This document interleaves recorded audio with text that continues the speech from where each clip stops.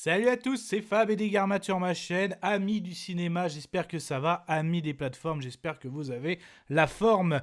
On continue cette année 2025 sur la chaîne 5F consacrée à la pop culture sur les écrans justement, aussi bien du live action que de l'animation, des franchises telles que Marvel, DC, Jurassic, l'univers des kaiju, la science-fiction, les films d'horreur, etc. Et je dois dire que le lundi, je consacre essentiellement le rétro, des choses qui sont sorties déjà il y a un petit moment. Je regarde dans le rétro, on peut se refaire des classiques, tout ça. Et le reste de la semaine, ça reste, on va dire, par rapport aux sorties. Et c'est vrai que en ce mois de janvier 2025, d'ici, donc on va avoir les épisodes, ça y est, la saison 1 entière sera disponible, Creature Commando, de l'univers du DCU de James Gunn, et on aura même une prochaine saison d'Harley Quinn. Et là, j'avais envie de parler du spin-off, à savoir Catman.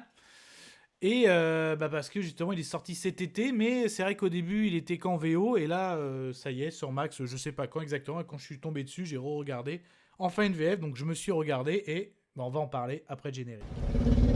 Soit on meurt en héros, soit on vit assez longtemps pour se voir endosser la peau du méchant. Pour ce genre de choses, il existe des hommes comme moi. Il t'arrive de saigner. Vous pouvez respirer, vous pouvez cligner des yeux, vous pouvez pleurer. M'a ramené le conduit, celle-là. Maintenant que j'ai votre attention, Accroche-toi, petit. Justement, c'est un spin-off de l'univers d'Harley Quinn. Donc je rappelle, Harley Quinn dans cet univers, c'est en animation, donc qui est en couple avec Poison Ivy. Donc s'est émancipée du Joker. Donc ils ont plein de péripéties, et notamment ils se sont fait des alliés comme Bane. Ils ont eu Clayface, ils ont eu King Shark. Il y a eu Frank la plante. Et donc après, toutes les saisons étaient vraiment c'est comment expliquer ce projet? On est typique dans la série qu'adorent les Américains, avec un humour, oui, poussé dans les extrêmes, à la fois graveleux, donc des fois porté même sous la ceinture, à la fois aussi pipi caca, et à la fois les scènes d'action, il y a du sang, il y a du gore, il y a de la décapitation, tout est poussé à l'extrême, de l'humour noir, potache, vraiment les séries américaines comme on aime, dans l'univers d'ici. Voilà, en fait, c'est ça, avec Harley Quinn et Poison Ivy en vedette, avec d'autres personnages que j'ai pu citer. Et c'est vrai que là, on était arrivé à la saison 4, je commençais à me lasser de cet univers. Et là, le fait d'avoir vu ce spin-off, ça m'a fait du bien, parce qu'on est toujours dans cet univers, mais on a vu d'autres personnages. Voilà, donc justement, Catman, qui sait, donc on l'a déjà rencontré dans les saisons que j'ai parlé. Et en fait, il est en couple avec la sœur de Captain Cold, donc qui a vraiment des vraiment capacités méta-humaines, une patineuse hors pair. Et en fait, Kiteman est vraiment le pire loser au niveau des super vilains. Et sauf que on a Lex Luthor qui dirige sa Legion of Doom. Et en fait, à un moment, il se rend compte dans son équipe, il me manque un super vilain volant. Donc il faut absolument un volant. Comment ça se fait qu'il n'y a pas ceux qui volent? Et non, parce qu'en fait, ils sont à une soirée, j'ai plus retenu. Et du coup, il prend Kiteman, il embauche. Donc après, qui remplit, mais pas du tout sa mission. Voilà, donc parce qu'en fait, Lex Luthor avait réussi à avoir en possession l'équation anti-vie, et on a l'impression que il l'a pas eu longtemps, que Superman l'a récupéré par la faute la négligence de Kiteman, qui était pas foufou pour garder au niveau des airs. Et en fait, non, tout était prévu, parce qu'en même temps aussi, Kiteman a pour projet de racheter un bar avec sa copine. Donc il veut concurrencer Lex Luthor, qui au début lui voulait acheter ce bar. Donc lui, par des moyens, au début, Kiteman il demande à son père, tout ça, mais il réussit à acheter le bar. Et en fait, on va suivre les aventures de ce super vilain loser avec sa copine, avec d'autres personnages, notamment Bane aussi est de la partie, un personnage important de cette saison, ce spin-off.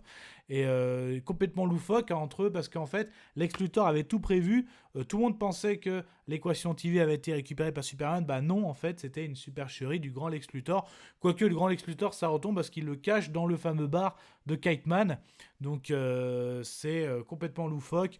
Donc on voit à un moment que sa copine va essayer, par rapport à des paradoxes temporels créés par un popo magique. Bane se met sur des toilettes et en tuant la chasse, il arrive à remonter le temps.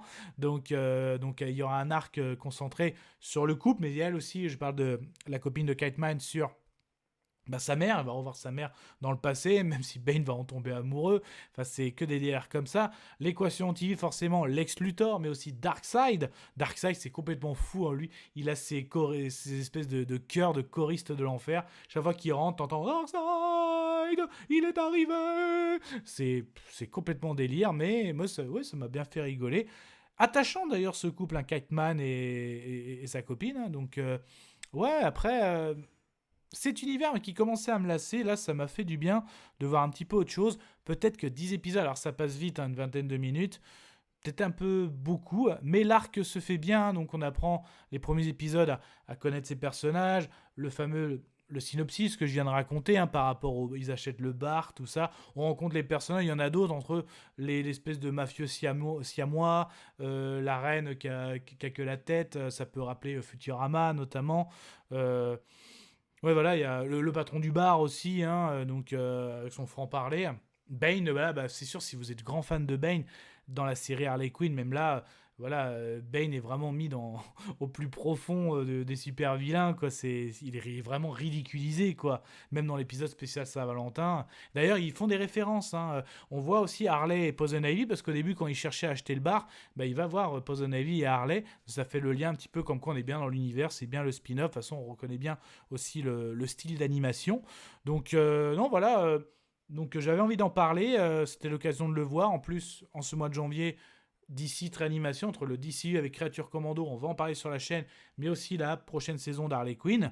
Donc là, en gros, de Gotham, ils vont aller à Metropolis. Donc voilà, donc Kite Man, donc si ça vous intéresse, pourquoi pas faire les curieux avant de se plonger dans la future saison d'Harley Quinn et se mettre dans l'ambiance animation d'ici. Pourquoi pas.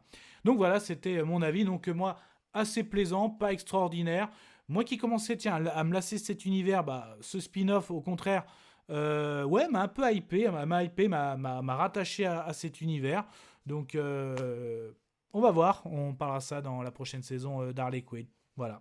Prenez soin de vous. Kenavo. Je vous souhaite une agréable soirée. Désolé pour le bordel. Au revoir.